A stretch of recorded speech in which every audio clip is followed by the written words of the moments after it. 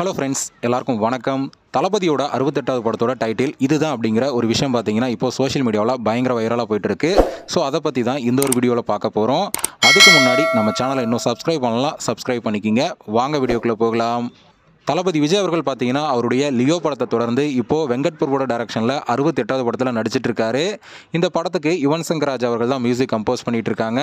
இந்த படத்தில் நம்ம தளபதிக்கு ஜோடியாக மீனாட்சி சௌத்ரி அவங்க தான் நடிச்சிட்டு இருக்காங்க. இந்த படத்தோட டைட்டில் ஏற்கனவே பாஸ் அப்படிங்கிற மாதிரியும் பசுல் அப்படிங்கிற மாதிரியும் பார்த்தீங்கன்னா ஏற்கனவே சோஷியல் மீடியாவில் வைரலாக போயிட்டு இருந்தது.